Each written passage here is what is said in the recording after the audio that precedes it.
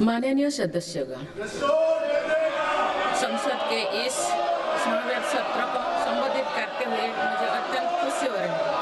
बीता वर्ष भारत के तेज विकास और विरासत के उत्सव के रूप में स्मरणीय रहा है। ये कालखंड अपने साथ अनेक प्रेरणाएं लेकर आया है। इस समय वंदे मातरम के 150 वर्ष होने पर पूरे देश में समारोह आयोजित हो रहा है। सभी देशवासी इस महान प्रेरणा के लिए ऋषि बंकिम चंद्र चट्टोपाध्याय जी को नमन कर रहे हैं। मैं आप सभी संसद सदस्यों को बधाई देती हूं कि इस पूर्ण अवसर पर संसद में विशेष चर्चा का आयोजन किया गया है। माननीय सदस्यगण, इसी दौरान देशवासियों ने श्री गुरु तेग बहादुर जी का 350 शहीद दिवस पर्व पूरी श्रद्धा के साथ मनाया। भगवान बिरसा मुंडा के 150 जन्म जयंती वर्ष के दौरान देश ने उन्हें श्रद्धांजलि दी और आदिवासी समाज के योगदान को याद किया। सरदार पटेल की 150वीं जन्म जयंती से जुड़े आयोजन ने एक भारत श्रेष्ठ भारत के भाव को मजबूत दी। सभी देशवासी इस बात के भी साक्षी बने कि कैसे भारत रत्न भूपेन हजारिका की जन्म शताब्दी के समारोह सूर और देश का एकता के भाव से भर दिया गया है। जब देशवासी अतीत के ऐसे महान पड़ावों और अपने पूर्वजों के महान योगदान को याद करते हैं तो नई पीढ़ी के प्रेरणा मिलती है। ये प्रेरणा विकसित भारत के और हमारी यात्रा के ओर गति देती है। माननीय सदस्यगण, वर्ष 2026 के साथ ही हमारे देश इस सदी के दूसरी पड़ाव पर पहुंच गया है। भारत के लिए सदी के पहले 25 वर्षों का समापन अनेक सफलताओं, गौरवशाली उपलब्धियों और असाधारण अनुभवों के साथ हुआ है। बीते 10-11 वर्षों में भारत ने हर क्षेत्र में अपनी नींव मजबूत की है। ये वर्ष 2047 तक विकसित भारत की तेज यात्रा का बहुत बड़ा आधार है। माननीय सदस्यगण, बाबा साहेब अम्बेडकर ने हमेशा समानता और सामाजिक न्याय पर जोर दिया है। हमारे संविधान भी हमें यही प्रेरणा देता है। सच्चा सामाजिक न्याय यानी देश के हर नागरिक को उसका पूरा हक मिले, बिना किसी भेदभाव से मिले। मेरी सरकार सच्ची सामाजिक न्याय के लिए समर्पित है और इसी का नतीजा है कि पिछले एक दशक में 25 करोड़ देशवासी गरीबी को हराकर गरीबी से बाहर निकल के सरकार के तीसरे कार्यकाल में गरीबों को सशक्त करने के लिए अभियान और तेजी से आगे बढ़ा है। पिछले एक दशक में गरीबों के 4 करोड़ पक्के घर बने। बीते एक वर्ष में 32 लाख नए घर गरीबों को मिले। जल जीवन मिशन के 5 वर्षों में 12.5 करोड़ नए परिवारों तक पाइप से पानी पहुंचाया गया है। बीते एक वर्ष में करीब 1 करोड़ नए परिवार तक नल से जल की सुविधा पहुंची। उज्ज्वला योजना के माध्यम से अब तक 10 करोड़ से ज्यादा परिवारों को LPG कनेक्शंस मिले हैं और पिछले वर्ष भी ये अभियान तेजी से आगे बढ़ रहा है। मेरी सरकार पारदर्शी और ईमानदार व्यवस्थाओं को स्थायी बना रही है। इसी एक वर्ष में सरकार ने 7.25 लाख करोड़ रुपए से अधिक लाभ DBT के माध्यम से सीधे लाभार्थियों को पहुंचाया। माननीय सदस्यगण, मेरी सरकार दलितों, पिछड़ों, वंचितों, जनजातीय समाज सभी के लिए पूरी संवेदनशीलता से काम कर रही है। सबका साथ सबका विकास का विजन देश के हर नागरिक के जीवन में सकारात्मक प्रभाव ला रहे हैं। वर्ष 2014 की शुरुआत में सिर्फ 25 करोड़ नागरिकों तक की सोशल सिक्योरिटी की योजनाएं पहुंच पाती थी। सरकार के प्रयासों में निरंतरता की वजह से आज करीब 95 करोड़ भारतीयों को सोशल सिक्योरिटी का कवच मिला है। गरीब मरीजों के लिए प्रारंभ की गई आयुष्मान भारत योजना से बीते वर्ष तक देश भर के अस्पतालों में 11 करोड़ से अधिक मुफ्त इलाज किए जा चुके हैं। इस योजना के तहत बीते वर्ष 2.5 करोड़ गरीबों के मुफ्त इलाज मिला है। बीते लगभग 1.5 वर्ष में करीब 1 करोड़ बुजुर्गों को वय वंदना कार्ड जारी किए गए हैं। इनकी मदद से करीब 8 लाख बुजुर्गों ने अस्पतालों में भर्ती रहते हुए अपना मुफ्त इलाज कराया है। आज देश में बने 1,80,000 आयुष्मान आरोग्य मंदिर की वजह से मरीजों को घर के पास इलाज मिलना सुनिश्चित हुआ है।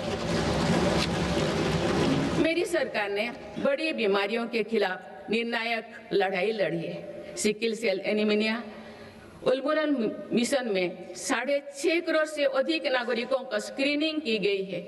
इससे कई जनजातीय इलाकों में इस बीमारी को रोकने में मदद मिली है। मिशन मोड में चलाए जाए गए अभियानों के कारण जापानी इंसेफेलाइटिस जैसे बीमारियों पर प्रभावी नियंत्रण पाया गया है। उत्तर प्रदेश के कई पिछड़े इलाके ग्रामीण क्षेत्रों में इस रोग की प्रभावी रोकथाम सुनिश्चित हुई है। ये गर्व की बात है कि विश्व स्वास्थ्य संगठन में भारत को आंखों का संक्रमण ट्राइकोमा से मुक्त घोषित कर दिया है। मेरी सरकार हर नागरिक को बीमा सुरक्षा देने के लिए भी प्रतिबद्ध है। प्रधानमंत्री जीवन ज्योति बीमा योजना और पीएम सुरक्षा बीमा योजना की इसमें बड़ी भूमिका है। इन योजनाओं से करोड़ों जरूरतमंद नागरिकों को बीमा कवरेज मिला है। इनके तहत 24,000 करोड़ रुपया से अधिक का क्लेम भी दिया गया है। ये योजनाएं संकट के समय करोड़ों गरीबों का संबल बनी है। माननीय सदस्यगण, मुझे ये देखकर संतोष है कि आज देश के युवा किसान, श्रमिक और उद्यमी विकसित भारत के निर्माण में अपनी भूमिका का लगातार विस्तार कर रहे हैं। बीते वर्ष के उत्साहवर्धक आंकड़े इसका प्रमाण है। पिछले वर्ष में भारत ने रिकॉर्ड 350 मिलियन टन से ज्यादा खाद्यान्नों का उत्पन्न हुआ है। 150 मिलियन टन उत्पादन के साथ भारत दुनिया का सबसे बड़ा चावल उत्पादन देश बन गया है। हमारा देश विश्व का दूसरे सबसे बड़ा मछली उत्पादन देश भी बना है। ये ब्लू इकोनॉमी में देश की सफलता को दिखाता है। दूध उत्पादन क्षेत्र में भी भारत दुनिया के सबसे सफल देश के रूप में जाना जाता है। एक सहकारिता आंदोलन की मजबूती का परिणाम है। देश के मैन्युफैक्चरिंग सेक्टर में भी इस दौरान रिकॉर्ड ग्रोथ दर्ज किया है। मोबाइल मैन्युफैक्चरिंग जैसे फील्ड में भारत अब दुनिया का दूसरे सबसे बड़ा देश बन गया है। 2025-26 के पहले 5 महीने में भारत का स्मार्टफोन एक्सपोर्ट 1 लाख करोड़ रुपया के पार हो गया था। इस साल भारत ने 100 से अधिक देशों को इलेक्ट्रिक व्हीकल का निर्यात शुरू किया। माननीय सदस्यगण, मेरी सरकार भ्रष्टाचार और घोटाला से मुक्त व्यवस्था का निर्माण करने में सफल हो रहा है। इससे करदाताओं की एक पाई देश के विकास और जन कल्याण से खर्च हो रही है। भारत आज आधुनिक इंफ्रास्ट्रक्चर पर अभूतपूर्व निवेश कर रहा है। जल, थल, नभ हर क्षेत्र में भारत की तेज गति आज विश्व में चर्चा का विषय है। अटल जी के समय पीएम ग्रामीण सड़क योजना शुरू हुई थी। बीते 1 वर्ष में भारत ने लगभग 18,000 किलोमीटर नई ग्रामीण सड़कें जोड़ी है। अब भारत की करीब पूरी ग्रामीण आबादी सड़क से जुड़ चुकी है। गरीब तथा मध्यम वर्ग की सेवा में लगी भारतीय रेल तेजी से 100% इलेक्ट्रिफिकेशन के लक्ष्य के प्रति आगे बढ़ रही है।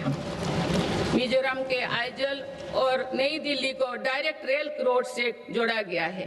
बीते वर्षों जब आइजल के स्टेशन पर पहली बार राजधानी एक्सप्रेस का आगमन हुआ तो स्थानीय लोगों के उत्साह ने सारे देश को प्रसन्नता से के भाव से जोड़ा है। जम्मू कश्मीर विश्व के सबसे उच्च रेलवे आर्च ब्रिज, चुनाव ब्रिज और तमिलनाडु में नई पंबन ब्रिज का निर्माण कर भारत ने इंफ्रास्ट्रक्चर क्षेत्रों में एक कीर्तिमान स्थापित किया है। आज जम्मू कश्मीर से केरल तक 150 से ज्यादा वंदे भारत ट्रेनों का नेटवर्क खड़ा हो चुका है। कुछ दिन पूर्व ही वंदे भारत ट्रेनों के नई पीढ़ी का पदार्पण हुआ है। बंगाल से असम के बीच वंदे भारत स्लीपर ट्रेनों की शुरुआत भारत की रेल प्रगति की नई उपलब्धि है। भारत के मेट्रो नेटवर्क पर भी देशवासियों को गर्व है। 2025 में भारत का कुल मेट्रो नेटवर्क 1000 किलोमीटर के ऐतिहासिक आंकड़ों को पार कर गया है। भारत दुनिया के तीसरी सबसे बड़े मेट्रो नेटवर्क वाला देश बन गया है। मेरी सरकार ने इनलैंड वाटरवेज के विकास पर भी अनेक काम किए हैं। पहले भारत में राष्ट्रीय जलमार्गों की संख्या 5 थी, जो अब 100 से अधिक हो चुकी है। इससे उत्तर प्रदेश, बंगाल, बिहार समेत पूर्वी भारत के राज्य लॉजिस्टिक हब बनकर उभर रहे हैं। क्रूज टूरिज्म से तटीय और नदी इलाकों में पर्यटन बढ़ रहा है और स्थानीय अर्थव्यवस्था मजबूत हो रही है। माननीय सदस्यगण, स्पेस टूरिज्म भी आप भारत की पहुंच से दूर नहीं है। भारत के युवा अंतरिक्ष यात्री शुभांशु शुक्ला का इंटरनेशनल स्पेस स्टेशन पर पहुंचना एक ऐतिहासिक यात्रा का आरंभ है। आने वाले समय में हमारा देश अंतरिक्ष में भारतीय स्टेशन की स्थापना की दिशा में आगे बढ़ने वाला है। देश बहुत उत्साह के साथ गगनयान मिशन पर भी काम कर रहा है। माननीय सदस्यगण, दशकों से लंबित परियोजनाओं को गति देने के लिए योजनाओं के लाभ को हर लाभार्थी तक पहुंचाने के लिए मेरी सरकार ने प्रगति नाम से एक नई व्यवस्था आरंभ की है। दिसंबर 2025 में प्रगति के 50वें बैठक का ऐतिहासिक पड़ाव भी आया। बीते वर्ष में प्रगति ने 85 लाख करोड़ रुपया से अधिक के प्रोजेक्ट्स के गति दी। लाखों करोड़ रुपया की कल्याणकारी योजनाओं को धरातल पर उतारने में मदद की। रिफॉर्म, परफॉर्म, ट्रांसफर के जिस मंत्रों को लेकर देश चल रहा है, उसकी सफलता में प्रगति की इन बैठक ने बहुत बड़ी भूमिका निभाई है। माननीय सदस्यगण, बीते 11 वर्षों में देश की आर्थिक नींव बहुत मजबूत हुई है। दुनिया में अनेक प्रकार के संकटों के बावजूद भारत दुनिया की फास्टेस्ट ग्रोइंग मेजर इकोनॉमी बना हुआ है। भारत ने महंगाई दर को कम रखने के अपने रिकॉर्ड को और बेहतर किया है। इसका सीधा फायदा देश के गरीब और मध्यम वर्गीय परिवारों को हो रहा है। मेरी सरकार ने नीतियों के कारण देशवासियों की आय बढ़ी है, बचत बढ़ी है और खरीद शक्ति में भी वृद्धि हुई है। अभी यूरोपियन यूनियन के साथ फ्री ट्रेड एग्रीमेंट पर जो सहमति हुई है, मैं सभी देशवासियों को इसके लिए बहुत बहुत बधाई देती हूँ। ये ऐतिहासिक कदम भारत में मैन्युफैक्चरिंग सेक्टर और सर्विस सेक्टर के गति देगा। भारत के युवाओं के लिए रोजगार के अनेक नए अवसर बनाएगा। माननीय सदस्यगण, आज मेरी सरकार रिफॉर्म्स एक्सप्रेस के पथ पर चल रही है। पुराने नियमों और प्रावधानों को भविष्य की जरूरत के हिसाब से निरंतर बदला जा रहा है।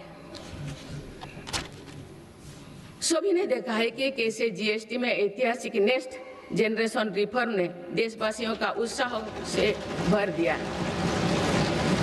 इस रिफॉर्म के कारण देशवासियों को 1 लाख करोड़ रुपए की बचत सुनिश्चित हुई। जीएसटी में कटौती के बाद वर्ष 2025 में 2 व्हीलर का रजिस्ट्रेशन 2 करोड़ से पार कर गया है। ये अपने आप में नया रिकॉर्ड है। इनकम टैक्स कानून भी अब नए स्वरूप में सामने आया है। 12 लाख रुपया तक की आय पर टैक्स जीरो करने का ऐतिहासिक फैसला लिया गया है। ऐसे रिफॉर्म से गरीब और मध्यम वर्ग परिवारों को अभूतपूर्व फायदा हो रहा है। इससे देश की अर्थव्यवस्था को भी नई गति मिली है। माननीय सदस्यगण, देश में अनेक नए सेक्टर्स के उदय के साथ ही श्रमिकों के हितों को सुरक्षित करना भी उतना ही आवश्यक है। नई श्रमिक कानून लागू करने के पीछे भी ये उद्देश्य है। लंबे समय से देश के श्रम शक्ति दर्जनों कानूनों में उलझे हुए थे। इसको अब सिर्फ 4 कोड में सीमित किया गया है। इससे श्रमिकों के उचित वेतन, भत्ते और अन्य कल्याणकारी लाभ मिलने आसान हुई है। देश के युवाओं और महिलाओं को इसका खास तौर से फायदा होगा। माननीय सदस्यगण, मेरी सरकार भारत को ग्रीन ग्रोथ और आधुनिक टेक्नोलॉजी का पावर हाउस बनाने में जुटे हैं। तेजी से बढ़ती डिजिटल अर्थव्यवस्था, एआई और डेटा सेंटर्स निवेश बढ़ रहा है। इकोनॉमी के इस नए स्वरूप के लिए अधिक ऊर्जा की भी जरूरत है। इस दिशा में परमाणु ऊर्जा की बड़ी भूमिका है। हाल ही में पारित शांति अधिनियम से 2047 तक 100 गीगावाट परमाणु ऊर्जा का लक्ष्य पाने में मदद मिलेगी। इस ऐतिहासिक रिफॉर्म के लिए मैं आप सभी का बहुत बहुत अभिनंदन करती हूँ। न्यूक्लियर के अलावा भारत सोलर पावर सेक्टर में तेजी से आगे बढ़ रहा है। पीएम सूर्यघर मुक्त बिजली योजना से देश के आम उपभोक्ता आप बिजली के उत्पादक बन रहे हैं। आप तक लगभग 20 लाख रूफटॉप सोलर सिस्टम लगाए जा चुके हैं। इससे लाखों परिवारों के घर में बिजली का उत्पादन बढ़ा है और इन परिवारों के बिजली बिल कम हुई है। इन सभी प्रयासों से भारत एक दशक के अंत तक 500 गीगावाट की रिन्यूएबल एनर्जी कैपेसिटी को लक्ष्य पर जरूर हासिल करेगा।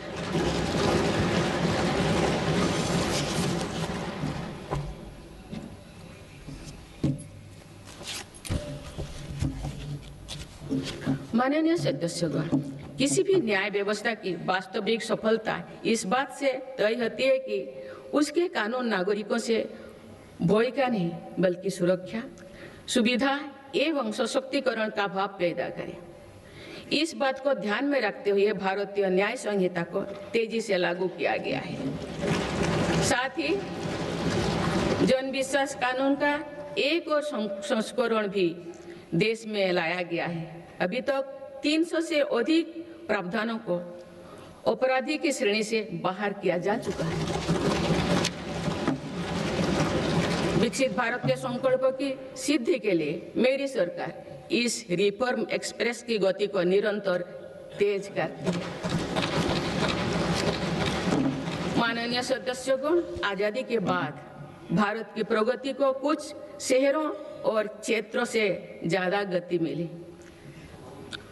भारत का एक बहुत बड़ा क्षेत्र और बहुत बड़ी आबादी ऐसे रही जिसे उचित अवसर नहीं मिल पाया। अब मेरी सरकार पिछले क्षेत्र और वंचित आबादी के सामर्थ्यों को विकसित भारत की ऊर्जा बना रहे हैं। आज पूर्वोदय यानी पूर्व भारत के तेज विकास पर विशेष बल दिया जा रहा है। आज पश्चिम बंगाल और ओडिशा के समुद्री क्षेत्र में प्रगति की नई संभावनाएं बन रही है। पूर्वोत्तर का क्षेत्र भी आज विकास की मुख्य धारा से जुड़ रहा है। पूर्वोत्तर में असम श्रीमद शंकर देव जी की जैसे महान विभूतियों की भूमि है। अब वो दिन भी दूर नहीं है। असम में बनी सेमीकंडक्टर चिप दुनिया भर के इलेक्ट्रिक उत्पादों की लाइफलाइन बनेगी। इस क्षेत्र में कनेक्टिविटी पर भी अभूतपूर्व बल दिया जा रहा है। माननीय सदस्यगण, बीते 11 वर्षों में पूर्वोत्तर में 7,200 किलोमीटर से ज्यादा राष्ट्रीय राजमार्ग बनाए गए हैं। इससे दूर दराज, पहाड़ी, जनजातीय और सीमावर्ती इलाकों तक पहुंचना आसान हुआ है। साथ ही प्रधानमंत्री ग्राम सड़क योजना के तहत लगभग 50,000 किलोमीटर ग्रामीण सड़कें बनी हैं। इससे बाजार, अस्पताल और स्कूल तक पहुंचना सरल हुआ है। 11 वर्षों में पूर्वोत्तर में रेलवे के विकास पर 80,000 करोड़ रुपया से अधिक का निवेश किया गया है। अरुणाचल प्रदेश, त्रिपुरा और मिजोरम, इन तीनों राज्यों की राजधानियों अब ब्रॉड गेज रेल लाइन से जुड़ चुकी है। इससे इन इलाकों में आर्थिक प्रगति, रोजगार और पर्यटन उद्योग के लिए नई द्वार खुले। साथ साथ पूर्वोत्तर की आरोग्य और सुरक्षा के लिए भी ये दशक निर्णय का दशक रहा है। ईटानगर में स्टेट कैंसर इंस्टीट्यूट और असम के शिवसागर में मेडिकल कॉलेज बनने से लाखों परिवारों को इलाज में मदद मिलेगी। सिक्किम के सिच्चे में मेडिकल कॉलेज और अगरतला में महिलाओं और बच्चों का अस्पताल बनने से भी बड़ी सुविधा होगी। इस तरह के प्रयासों से पूर्वोत्तर में एक बड़ा हेल्थ इंफ्रास्ट्रक्चर तैयार हो रहा है। माननीय सदस्यगण, जो पिछड़ा हो वो मेरी सरकार की प्राथमिकता है। पीएम जनमन योजना, इसी पीएम जनमन योजना आदिवासियों में भी सबसे पिछड़े जनजातियों की 20,000 से ज्यादा गांवों को विकास से जोड़ा जा रहा है। इन गांवों में गरीबों के करीब 2.5 लाख घर इसी योजना के माध्यम से बने हैं। धरती आबा जनजातियों ग्राम उत्कर्ष अभियान से भी आदिवासी क्षेत्रों में विकास को अभूतपूर्व गति मिल रही है। इन दोनों योजनाओं पर सरकार 1 लाख करोड़ रुपया से अधिक खर्च कर रही है। पिछले 11 वर्षों में अनुसूचित जाति के लाखों छात्रों को 42,000 करोड़ रुपए से अधिक की पोस्ट मैट्रिक छात्रवृत्ति दी गई है। इससे करीब 5,000 विद्यार्थियों को लाभ हुआ है। 5 करोड़ विद्यार्थियों को लाभ हुआ है। आदिवासी क्षेत्रों में सरकार ने 400 से अधिक एकलव्य आदर्श आवासीय विद्यालय भी खोले हैं। इनमें जनजातीय बच्चों को अच्छी शिक्षा और बेहतर भविष्य मिल रहा है। माननीय सदस्यगण, कृषि का महत्व समझाते हुए संत तिरुवल्लुवर ने कहा था कि समाज के लोग चाहे जिस भी काम से जुड़े हो, हर व्यक्ति का जीवन एक मेहनती किसान के परिश्रम पर निर्भर होता है।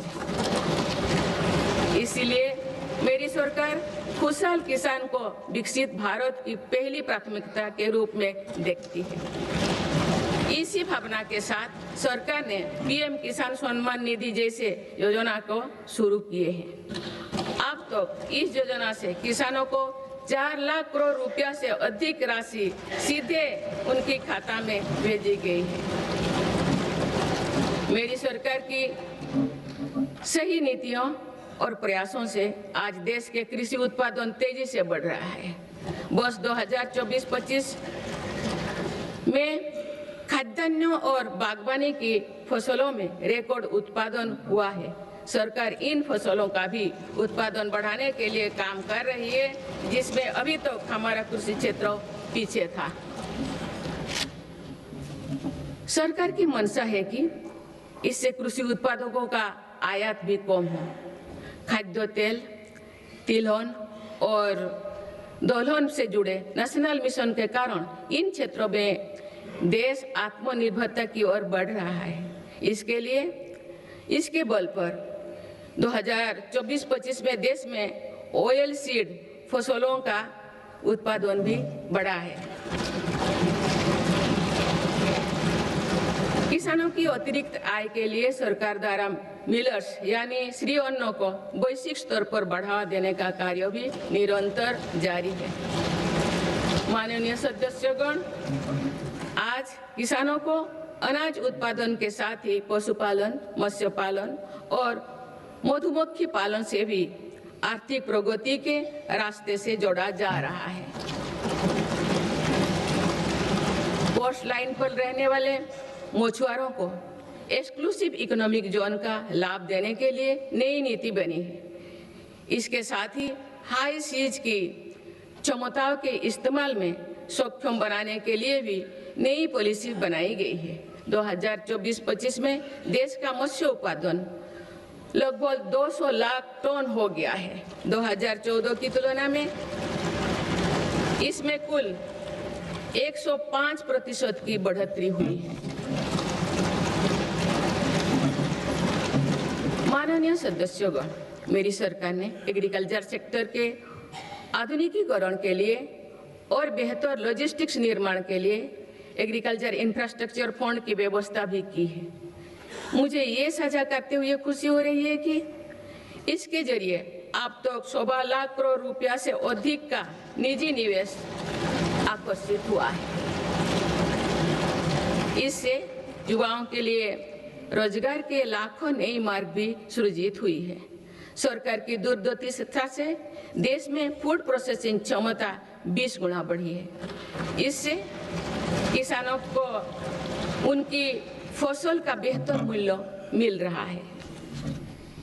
माननीय सदस्यगण, ग्रामीण क्षेत्र में रोजगार और विकास के लिए विकसित भारत जी राम जी कानून बनाया गया है।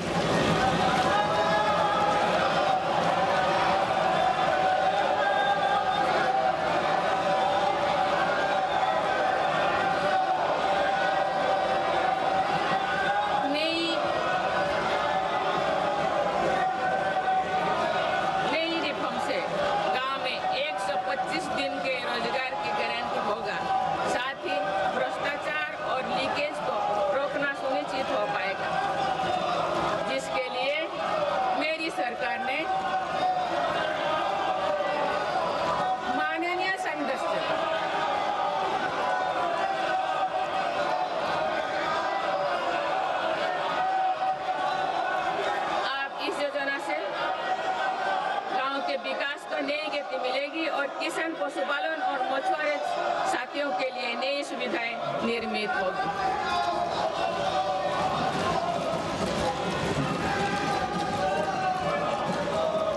माननीय सदस्यगण, मेरी सरकार कृषि और पशुपालन जैसे सेक्टर्स में सहकारिता आंदोलन को सशक्त बना रही है। आज त्रिभुवन सहकारी यूनिवर्सिटी से सहकारिता से जुड़े लोगों को सीखने और आगे बढ़ने का मौका मिल रहा है। इसके अलावा 10,000 से ज्यादा FPOs के माध्यम से भी कृषि क्षेत्रों को सशक्त किया जा रहा है। माननीय सदस्यगण, मेरी सरकार स्पष्ट रूप से मानती है कि देश का विकास सभी देशवासियों को आगे बढ़ने का समान अधिकार देकर ही संभव है। इसलिए आज देश वुमेन लेड डेवलपमेंट के मंत्र के साथ आगे बढ़ रहा है। मेरी सरकार ने महिलाओं के लिए समर्पित विशेष योजनाएं बनाए हैं और साथ ही अन्य योजनाओं के केंद्र में भी महिलाओं को रखा है। प्रधानमंत्री आवास योजना से लेकर जल जीवन मिशन तक हर योजना में महिला लाभार्थियों को बड़ी वरीयता मिली है।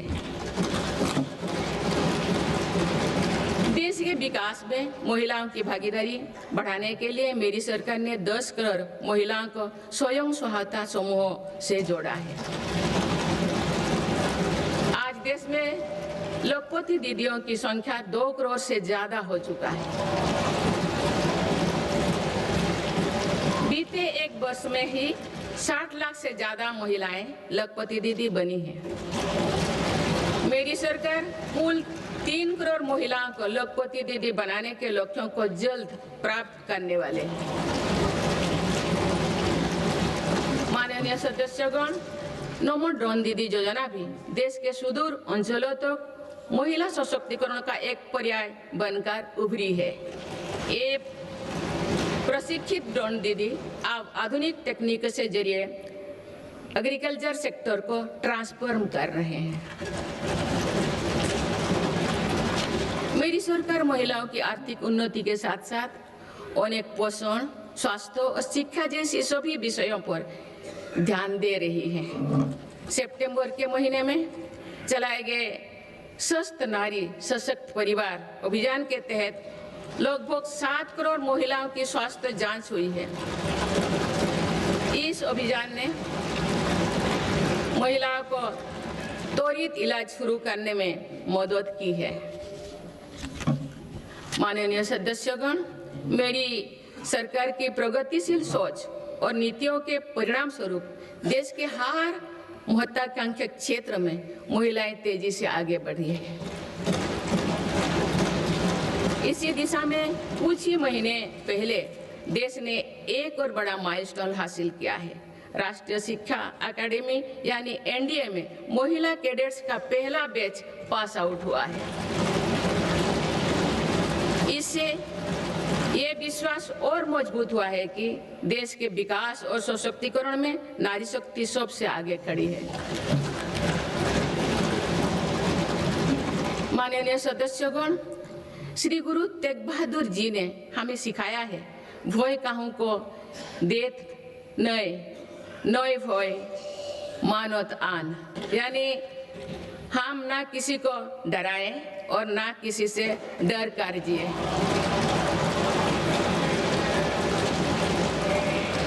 इसी निडर मन से, इसी भावना से देश की सुरक्षा सुनिश्चित कर सकते हैं।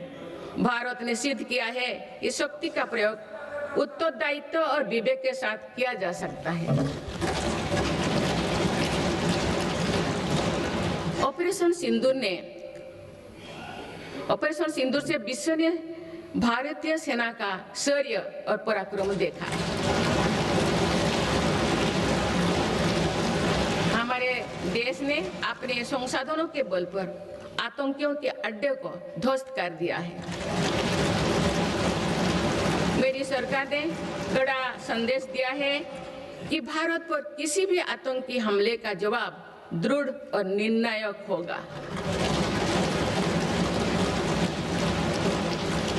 सिद्धू जोल समझौते को स्थगित किया जाना भी आतंकवाद के विरुद्ध हमारी लड़ाई का हिस्सा है। देश की रक्षा व्यवस्था को और मजबूत बनाने के लिए मिशन सुदर्शन चक्र पर भी काम हो रहा है।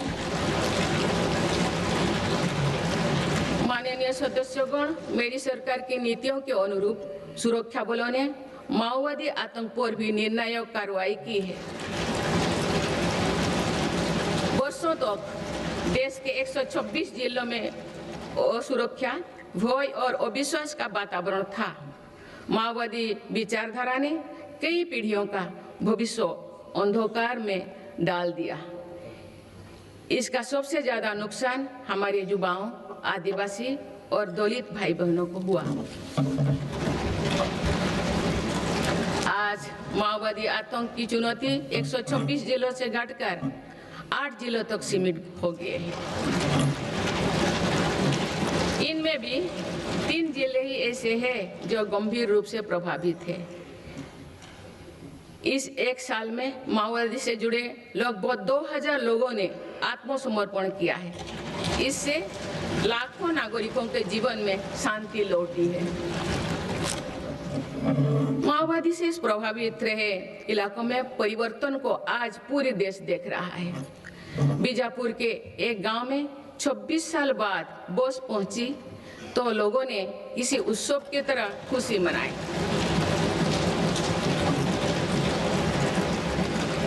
बस्तर ओलंपिक में युवा बढ़ चढ़कर हिस्सा ले रहे हैं। हथियार छोड़ चुकी व्यक्ति आज जगदलपुर में पंडुम कैफे में लोगों की सेवा कर रहे हैं। माननीय सदस्यगण, मेरी सरकार ये सुनिश्चित कर रही है कि जो लोग हथियार छोड़कर मुख्यधारा से जुड़े हैं उनका जीवन पटरी पर लौटे। वो दिन दूर नहीं जो देश से आतंक पूरी तरह से समाप्त हो जाए। माननीय सदस्यगण, गुरुदेव रविंद्रनाथ टैगोर ने कहा था कि आजादी तब तक अधूरी है जब तक आत्मनिर्भरता का जीवन ना जिया जाए।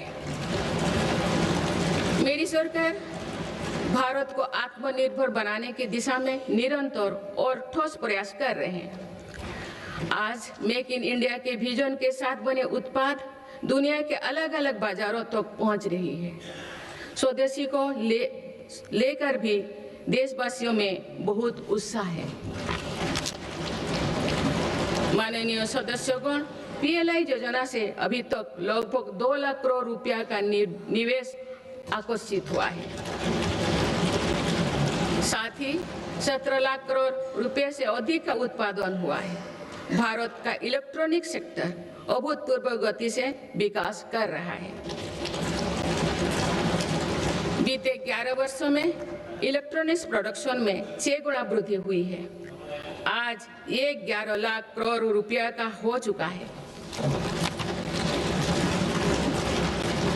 वर्ष 2025 में भारत का डिफेंस प्रोडक्शन 1.5 लाख करोड़ रुपया से पार हो चुका है और डिफेंस एक्सपोर्ट भी रिकॉर्ड 23,000 करोड़ रुपया से ऊपर चल गया है। ऑपरेशन सिंदूर के बाद made in India defence platform पर भरोसा मजबूत हुआ है। माननीय सदस्यगण, निवेश और निर्यात के मामले में भारत की वैश्विक हिस्सेदारी निरंतर बढ़ रही है। बीते 11 वर्षों में भारत में लगभग $750 बिलियन का FDI आया है। मेरी सरकार भारत में नई सेक्टर्स को प्रोत्साहित दे रही है। आधुनिक मैन्युफैक्चरिंग और भविष्य की टेक्नोलॉजी के लिए माइक्रोचिप में आत्मनिर्भरता बहुत आवश्यक है। वर्ष 2025 में 4 और सेमीकंडक्टर मैन्युफैक्चरिंग यूनिट को मंजूरी दी गई है। भारत में 10 ऐसे फैक्ट्रियां आने वाले समय में अपना काम शुरू करने वाली है। भारत अब नानो चिप निर्माण के लिए भी बड़े कदम उठा रहे हैं। माननीय सदस्यगण, चिप के अलावा एक और बहुत बड़ा क्षेत्र है जिसको लेकर मेरी सरकार ने मिशन मोड पर काम शुरू किया है। राष्ट्रीय क्रिटिकल मिनरल्स मिशन से जरूरी मिनरल के लिए विदेशों पर निर्भरता को कम किया जा रहा है। माननीय सदस्यगण, अतीत में भारत समुद्री व्यापार की एक महाशक्ति हुआ करता था, लेकिन गुलामी के बाद दशकों की उपेक्षा के कारण आज भारत का 95% व्यापार विदेशी जहाजों पर होता है। इस पर हर वर्ष 6 लाख करोड़ रुपया से अधिक खर्च होते हैं। मेरी सरकार इस स्थिति से देश को बाहर निकालने में जुटी है। शिपिंग सेक्टर के लिए सरकार ने करीब 70,000 करोड़ रुपया का ऐतिहासिक पैकेज घोषित किया है। बड़े जहाजों को इंफ्रास्ट्रक्चर का स्टेटस दिया गया है। इतना ही नहीं, शिपिंग से जुड़ी पुराने कानूनों को भी वर्तमान जरूरतों के हिसाब से बदला गया है।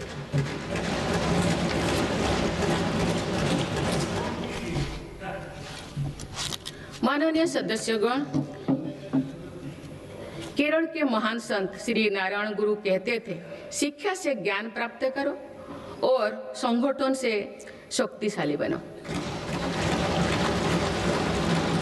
क्योंकि एक राष्ट्र जब सपने देखता है तो उन सपनों का दृष्टा भी उस राष्ट्र का युवा होता है और उनका निर्माता भी वही युवा होता है। आपको ये जानकर खुशी होगी कि बीते 11 वर्षों में के दौरान देश में सिर्फ इलेक्ट्रॉनिक मैन्युफैक्चरिंग सेक्टर में 25 लाख से अधिक नई रोजगार सृजित हुई है। मेरी सरकार की नीतियों के कारण आज देश में कई नए सेक्टर्स का भी उदय हो रहा है।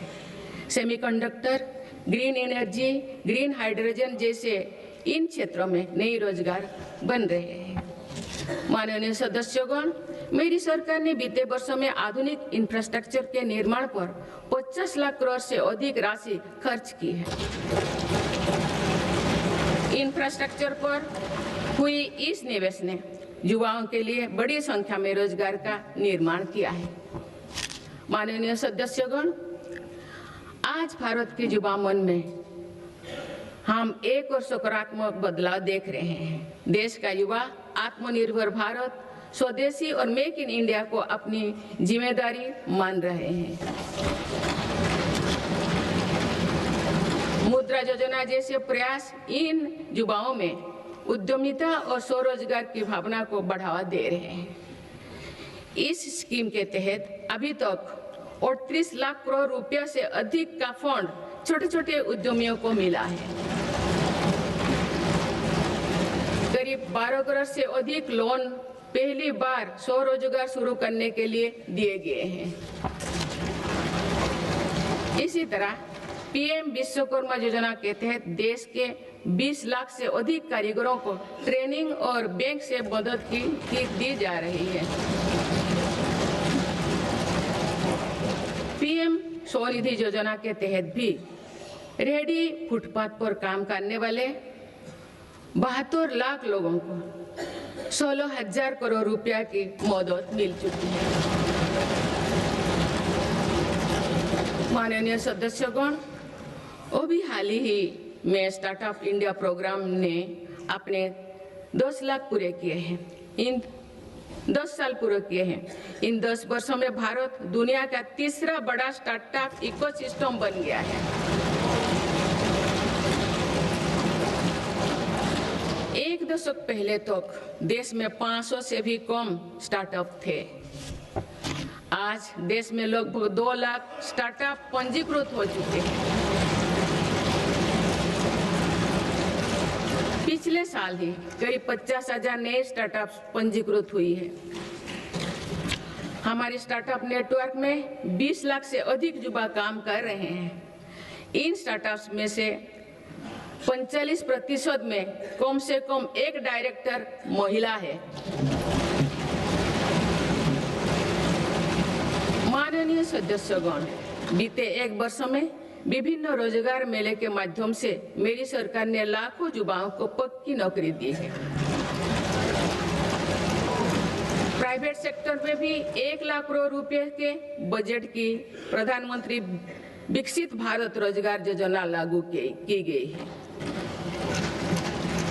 इसके तहत 3.5 करोड़ नए रोजगार सृजित किए जा रहे हैं। मेरी सरकार के प्रयासों से आईटी सर्विस, इलेक्ट्रॉनिक्स मैन्युफैक्चरिंग और ग्लोबल कैपेबिलिटी सेंटर्स में भी 1 करोड़ से अधिक युवाओं को रोजगार मिला है। माननीय सदस्यगण, बीते वर्ष देश में 1 लाख से ज्यादा मोबाइल टावर्स के जरिए 4G और 5G नेटवर्क को देश के कोने कोने तक पहुंचाया गया है। डिजिटल इंडिया के विस्तार ने भारत को हजारों करोड़ की क्रिएटिव इकोनॉमी के एक बड़े ग्लोबल सेंटर के रूप में पहुंचाना दी गई है। क्रिएटिव इकोनॉमी को और गति देने के लिए मेरी सरकार ने वेब्स का नया प्लेटफॉर्म भी बनाया है। माननीय सदस्यगण, आज टेक्नोलॉजी तेजी से बदल रही है। इसके कारण जॉब्स का नेचर भी तेजी से बदलता जा रहा है। इसलिए नेशनल एजुकेशन पॉलिसी को वर्तमान और भविष्य की जरूरतों के हिसाब से तैयार किया गया है। आज स्कूल के स्तर से भी बच्चों में टेक्नोलॉजी और इनोवेशन का माइंडसेट बनाया जा रहा है। इससे अटल इनोवेशन मिशन प्रभावी काम कर रहे हैं। अभी तक देश भर में 1 करोड़ से अधिक विद्यार्थियों को अटल टिंकरिंग लैब्स का लाभ मिल चुका है। इसके अलावा राष्ट्रीय अनुसंधान फाउंडेशन के माध्यम से भी रिसर्च और डेवलपमेंट के कल्चर को गति मिल रही है। माननीय सदस्यगण, देश के आईटीआई नेटवर्क को अपग्रेड करने के लिए 1000 आईटीआई को फ्यूचर रेडी बनाया जा रहा है। इस पर पीएम सेतु योजना के तहत 60,000 करोड़ रुपया खर्च किए जा चुके हैं। मेरी सरकार आधुनिक टेक्नोलॉजी के लिए एक इंडस्ट्री रेडी वर्कफोर्स तैयार कर रही है। अब तक 60,000 युवाओं को सेमीकंडक्टर उद्योग के लिए प्रशिक्षित किया जा चुका है। 10 लाख युवाओं को एआई के क्षेत्र में प्रशिक्षण दिया जा रहा है। माननीय सदस्यगण, आज एआई के दुरुपयोग से पैदा हो रहे क्षेत्र के विषय में गंभीर होना बहुत आवश्यक है।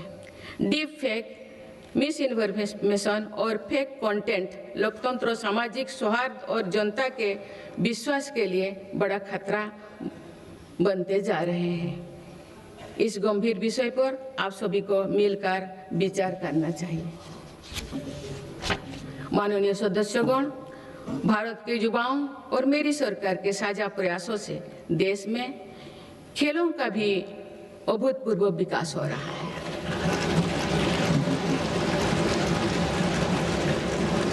जिस प्रकार हमारे बेटियों का और हमारे दिव्यांग साथियों का प्रदर्शन हो रहा है वो शानदार है। भारत की महिला क्रिकेट टीम ने पहली बार विश्व कप जीता है।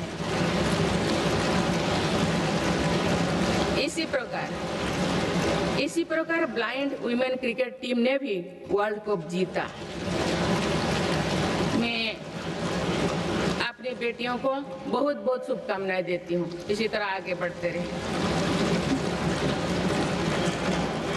माननीय सदस्यगण, बीते दशक में भारत में खेल से जुड़े हर व्यवस्था में रिफॉर्म किए गए हैं।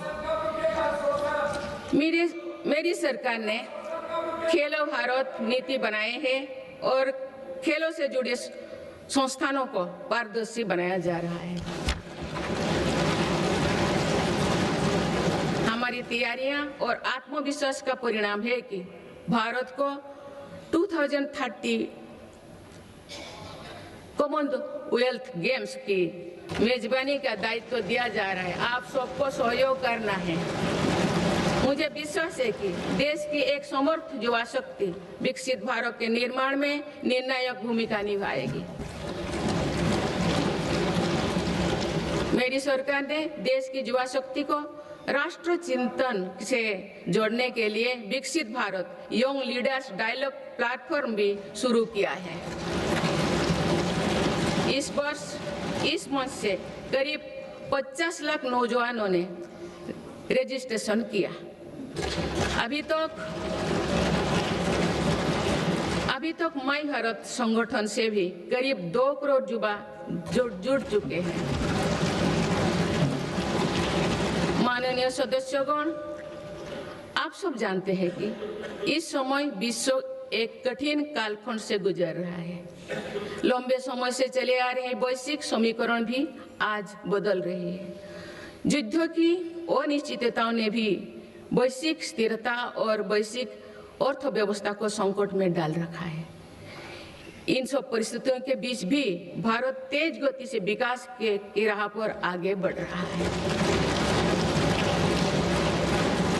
भारत की इस सफलता के पीछे मेरी सरकार की संतुलित विदेश नीति और दूरगामी सोच की बड़ी भूमिका है। माननीय सदस्यगण, वर्तमान की जटिल वैश्विक परिस्थितियों में भारत विश्व में एक सेतु की भूमिका निभा रहा है। युद्धरत देश भी महत्वपूर्ण मुद्दों को लेकर भारत पर अपना भरोसा व्यक्त करते हैं। ये संतोष की बात है कि भारत ने संतुलन, निष्पक्षता और मानवीय दृष्टिकोण को प्राथमिकता दी है। इनके बाद भी इंडिया फर्स्ट के संकल्प को अटल बनाए रखा। माननीय सदस्यगण, भारत ने पूरे विश्व में ग्लोबल साउथ की आवाज को और मुखरता से तेज किया है। इनमें अफ्रीका और लैटिन अमेरिका सहित ऐसे सभी भूभागों में नई पार्टनरशिप्स बनाए हैं और पुराने संबंधों को मजबूती दी है। भारत ने बिम्स्टेक, G20, ब्रिक्स, एससीओ और अन्य अंतर्राष्ट्रीय मंचों पर अपनी उपस्थिति को भी लगातार मजबूत बनाया है।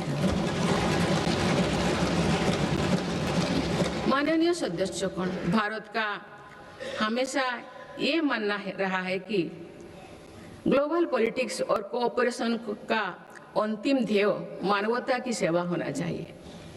देश ने अपने एक्शन से इसके प्रेरणादायक उदाहरण भी पेश किए हैं। Latin America, south east Asia, Pacific islands और पड़ोसी देशों में संकट के समय आगे आकर हर संभव सहायता पहुंचाई।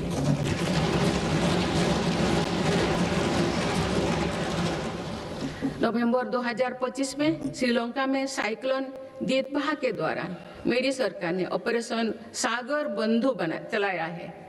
हमारे देश ने म्यांमार और अफगानिस्तान में भी फास्ट रेस्पॉन्डर की भूमिका निभाए हैं। माननीय सदस्यगण, भारत अपनी व्यापक भूमिका और सकारात्मक सक्रियता के साथ आज कई वैश्विक संगठनों में बड़ी जिम्मेदारियां निभा रहे हैं। इस साल ब्रिक्स की अध्यक्षता भारत के पास है और दुनिया इसे सकारात्मक दृष्टि से देख रहे हैं। भारत भविष्य के अवसरों और चुनौतियों को देखते हुए वैश्विक समुदाय को एक मंच पर लाने के लिए ग्लोबल एआई इम्पैक्ट समिट भी करने जा रहा है। ये आयोजन भी दुनिया के लिए एक महत्वपूर्ण इवेंट साबित होगा। माननीय सदस्यगण, विकसित भारत के लक्ष्य तक पहुंचने के लिए जितना महत्व आधुनिक विकास को देना है, उतना ही महत्व अपने राष्ट्रीय आत्मसम्मान और सांस्कृतिक स्वाभिमान को भी देना है। सांस्कृतिक दृष्टिकोण से भारत विश्व के समृद्धतम देशों में से एक है। मेरी सरकार इस विरासत को देश की ताकत बनाने के लिए काम कर रही है। गुलामी के कालखंड में मकाले के षड्यंत्र द्वारा भारत के लोगों में हीन भावना में भरने काम किया गया था। आप आजादी के बाद पहली बार मेरी सरकार ने ही उसे तोड़ने का साहस किया है।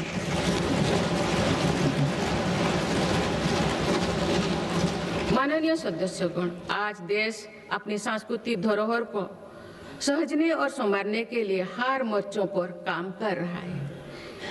इसी दिशा में मेरी सरकार के प्रयासों से 100 वर्षों बाद भगवान बुद्ध के पवित्र अवशेष वापस भारत लौटे।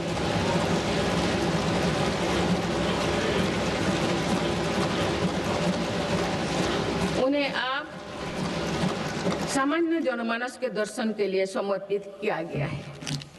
इस वर्ष सौराष्ट्र के सोमनाथ मंदिर के नवनिर्माण के 75 वर्ष भी पूरी होने जा रहे हैं।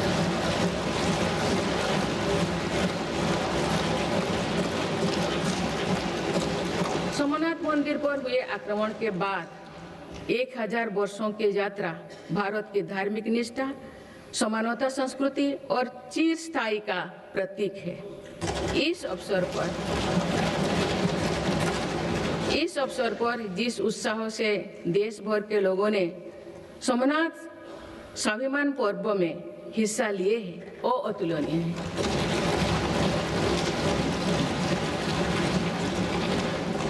कुछ ही समय पूर्व राजेंद्र चल द्वारा गंगईकोंडा चोलापुरम की स्थापना की भी 1000 वर्ष पूरी हुई।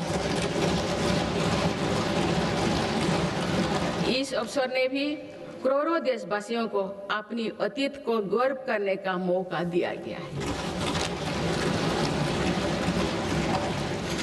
माननीय सदस्यगण, हमारा भारत प्राचीन ज्ञान विज्ञान का केंद्र रहा है। ये ज्ञान विज्ञान प्राचीन पांडुलिपियों के रूप में हजारों वर्षों से पीढ़ी दर पीढ़ी सुरक्षित होता आया, परंतु विदेशी आक्रमणों और आजादी के बाद की उपेक्षा के कारण इस संपदा को बड़ा नुकसान हुआ है। आप मेरी सरकार इस ज्ञान भंडार का संरक्षण करने जा रहे हैं।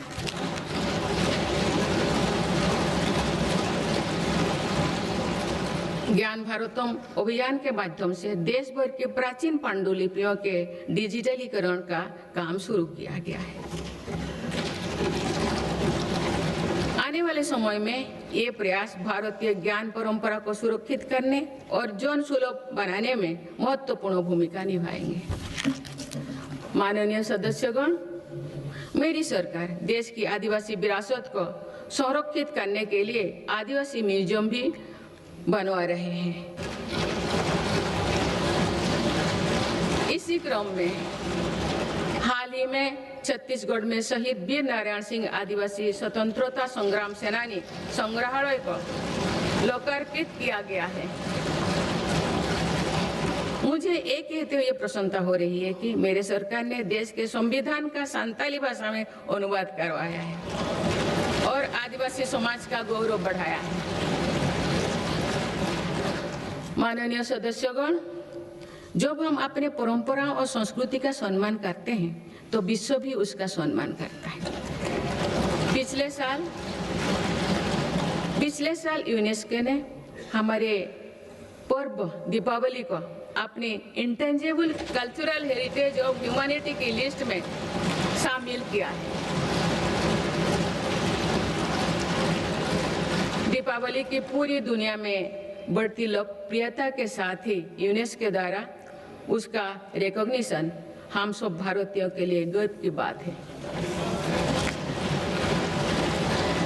माननीय सदस्यगण, विभिन्न मतों, अलग अलग विचारों के बीच ये सर्वमान्य है कि राष्ट्र से बड़ा कुछ नहीं है। पूज्य महात्मा गांधी, नेहरू जी, बाबा साहेब, सरदार पटेल, जेपी जी, लोहिया जी, पंडित दीनदयाल उपाध्याय, अटल जी सभी इसी विचार के रहे हैं कि लोकतंत्र में विषय पर भेदभाव होना स्वाभाविक है, लेकिन कुछ विषय मतभेदों से परे होना चाहिए।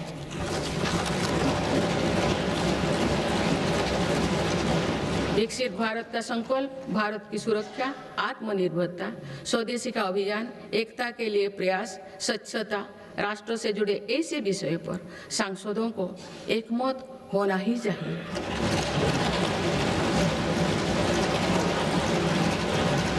हमारे संविधान की भावना भी यही है।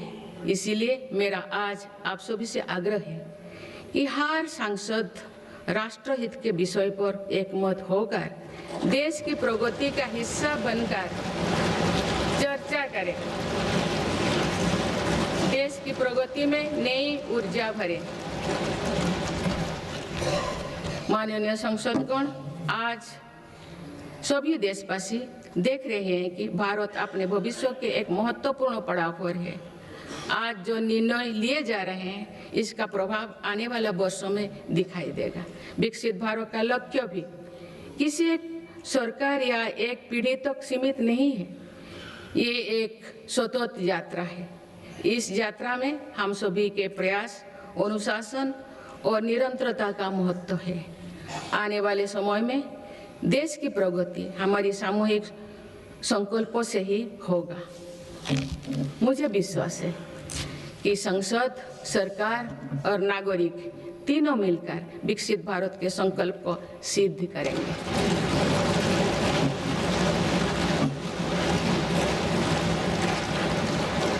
हम भारतवासी राष्ट्रहित को सर्वोपरि रखते हुए संवैधानिक मूल्यों के साथ आगे बढ़ेंगे। सभी देशवासी अपने कर्तव्यों का निर्वहन राष्ट्रहित, राष्ट्र कल्याण में करेंगे। इसी विश्वास के साथ मैं सभी सांसदों को एक सफल और सार्थक सत्र के लिए बहुत बहुत शुभकामनाएं देती हूँ। धन्यवाद। जय हिंद, जय भारत।